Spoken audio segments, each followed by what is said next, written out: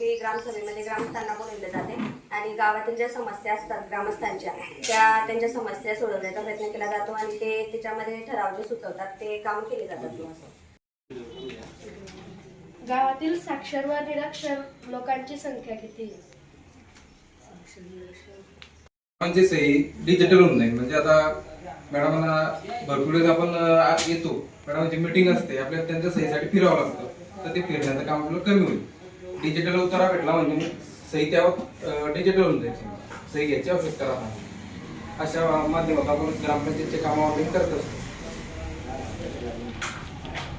CST आधार सगळ्या कॅटेगरीचे target असतात। विषय असा आहे की ऑर्डरसाठी म्हणजे आपण जे इतर मागासवर्गीय म्हटलं जातं त्याच्यासाठी प्रधानमंत्री आवास योजना सुरू केलेली आहे। SC साठी शबरी आवास रमाई आवास योजना आहे आणि ST साठी शबरी आवास योजना आहे। म्हणजे कॅटेगरी वाईज वेगवेगळ्या योजना ठरवलेल्या आहे शासनाने आणि आता प्रधानमंत्री मोदी आवास मध्ये तिघही कॅटेगरीचे लोक होतात।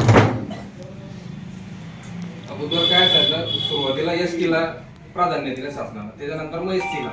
मग आता काय झालं, ते जवळपास पूर्ण झालेलं आहे। मग त्याच्यानंतर त्यांनी अदर बॅकवर्ड क्लास घेतले म्हणजे ओबीसी साठी योजना समजा मोदी आवास वैयक्तिक वीर असतील, फळबाग असतील, बऱ्याच अशा योजना करून आपल्याला देतं। ते प्रामुख्यानं सगळ्या योजना हे ग्रामपंचायत आपल्याला काम करते। इथून सगळे प्रस्ताव जमा करून पंचायत समितीला देणे किंवा तहसीलला देणे, मंजुरी करणे आणि मंजुरी करून मग कामं राबवणे। आणि विकास कामांच्या बाबतीत बोलायचं झालं तर मग सर्व विकास कामामध्ये सावंड असतील, रस्ते असतील, गटारी असतील किंवा मग वैयक्तिक कामं लोकांचे आणि विकास कामं हे सगळं काम आपली मंजुरी प्रस्ताव सादर करणे ही आपली ग्रामपंचायतची प्रामुख्याने कामं आहेत।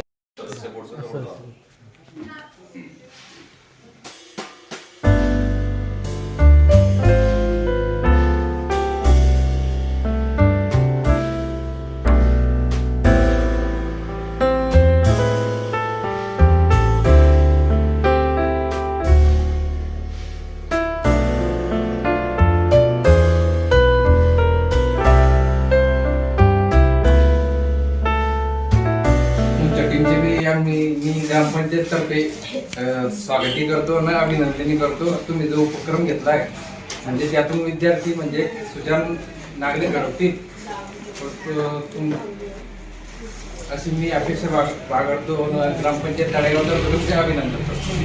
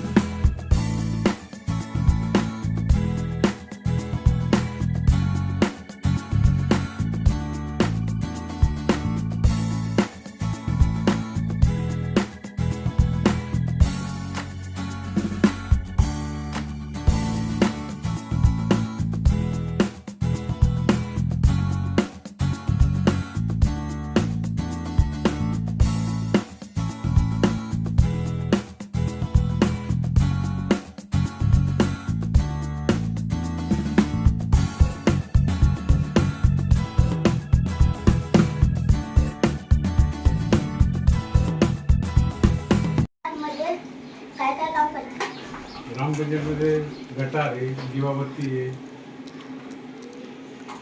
2011 पर्यंतच या ठिकाणी असं ते नोंदणी करावी लागते आपल्याला.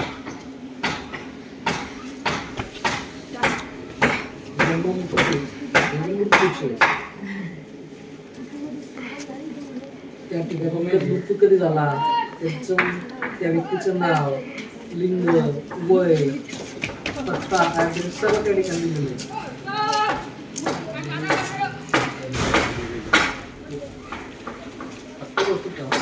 ही माहिती दिली हे बरोबर आहे. आई वडील यांनाच माहिती असते ग्रामपंचायतीमध्ये निधी कोणती येते, कामं कोणते होतात.